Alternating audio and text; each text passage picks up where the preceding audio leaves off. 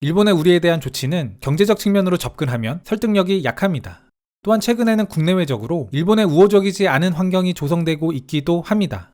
해외 언론에서는 초기 기계적 중립 보도에서 벗어나 유력 언론들을 중심으로 가망 없는, 바보 같은, 쓸데없는, 위선적인 등의 용어를 사용해가며 강도 높은 비판에 가세했습니다.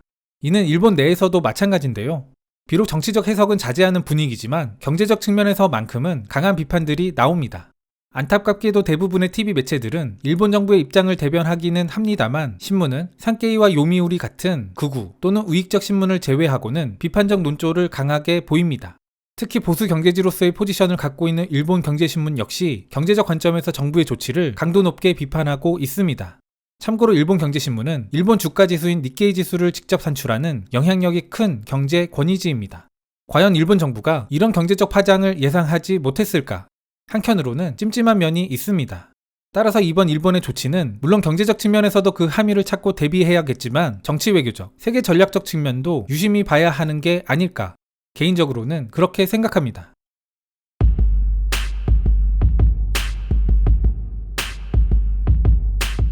아베가 2006년 9월 총리로 취임하면서 한 일성. 1955년 자민당 탄생 이유는 첫째, 경제를 회복시키는 것이었고 둘째, 점령시대에 만들어진 국가의 기본 틀을 다시 일본 스스로의 손으로 만들어 진정한 독립을 회복하는 것. 전자는 실현되었지만 후자는 실현되지 않았다. 국가의 틀을 다시 만들자는 것은 헌법을 개정하자는 것이고 진정한 독립을 이루자는 것은 정상국가, 즉 전쟁을 할 수 있는 국가로 만들자는 것입니다. 한국에 상대적으로 유화적이었고 극우적 본색을 드러내지 않았던 것으로 평가받은 당시 52세의 젊은 아베. 그러나 그는 강한 일본이라는 명확한 방향성을 갖고 있었으며 이는 일본 회의가 이루고자 하는 목표와 동일한 것으로 볼 수 있습니다. 일본 내 최대 우익 단체이자 극우 단체인 일본 회의. 어떤 분들은 일본 회의와 아베를 동일시해서는 안 된다는 주장을 펴기도 합니다. 하지만 아베 정권의 정책과 일본 회의의 방향성은 정확히 일치합니다. 일본 회의의 소위 기본운동 방침. 결국 왕실 중시, 신헌법, 국방, 교육 이 네 가지가 그들이 말하는 강한 일본을 만드는 수단인 겁니다. 일본 정부는 새 연호 공개를 전 국민적 이벤트로 띄우려 애를 썼고 성공적이었습니다. 새 시대를 연다는 그럴듯한 의미도 부여했죠. 전 세계 유일하게 연호를 사용하는 국가인 일본.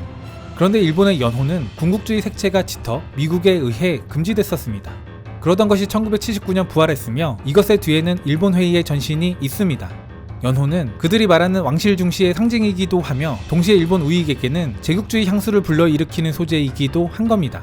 이와 더불어 일본은 헌법 개정은 정권 최대 목표로 삼고 있으며 국방비를 늘리고 교과서에도 손을 댔습니다. 이 모든 게 아베 정권에서 시행되고 있는 것들입니다. 결국 아베가 말하는 강한 일본과 일본 회의가 꿈꾸는 제국주의 시대의 일본은 같은 것이라고 볼 수 있지 않을까. 이러한 목표를 가진 일본의 구구파들 입장에서 한국의 행보는 가장 거슬릴 수밖에는 없습니다. 전쟁을 막고 평화로운 한반도를 만들어야 한다는 그 당위적 행보가 말이죠. 일본은 동아시아 냉전 구도를 가장 선호하는 국가입니다. 이를 적나라하게 보여주는 게 북한 이슈에 대한 일본의 과민 반응입니다. 북한이 미사일을 쏴서 자민당이 매번 선거에서 이겼다는 소리가 있을 정도.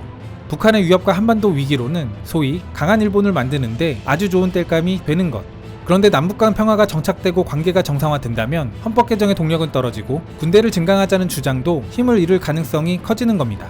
이는 일본 극우가 지향하는 방향성을 뿌리부터 붕괴시키는 상상하기 싫은 시나리오로 그들에게는 다가오는 것. 이런 상황에서 그들은 기존 외교적 균형을 흔들 필요가 있었던 것은 아닐까? 한국과의 관계를 끊고 적으로 만들 필요가 있지는 않았을까? 그런 추론을 해봅니다. 얼마 전 소개해드린 포린 폴리시 기사에서는 아베의 조치가 한미일 공조에 균열을 가한다고 비판했습니다. 그런데 저는 이것이 오히려 일본이 의도한 것일 수도 있다는 생각을 요즘 들어 하게 됩니다. 미국의 영향력이 줄어드는 상황에서 스스로를 지켜야 한다는 명분. 이것처럼 국방력을 강화시키고 헌법을 개정하는 데 좋은 명분이 또 있을까? 몇 개월 전 있었던 초계기 사건 등도 이 틀에 맞추면 이해가 가는 부분이 있습니다. 그러나 저는 이들의 이런 시도는 성공을 하든 실패를 하든 일본 역사에 돌이킬 수 없는 태보를 가져올 것이라 봅니다. 그 방식 자체가 스스로 고립을 택하는 방식이며 더욱이 자기 파괴적 방식이기 때문입니다. 저는 앞으로도 아베 정권의 한국 흔들기, 위기 만들기는 지속되지 않을까 그런 생각입니다. 아베 정권의 최대 목표인 헌법 개정, 이를 달성하기 위해서는 대외적 위기 상황을 만들 필요가 있기 때문입니다. 여기에 그들의 한국 때리기는 내부의 경제 문제를 가리는 좋은 수단이기도 합니다. 아무튼 일본의 헌법 개정 시도가 어떤 방향으로든 결론이 날 때까지는 우리도 좀 더 긴 안목으로 봐야 하는 게 아닐까 싶습니다.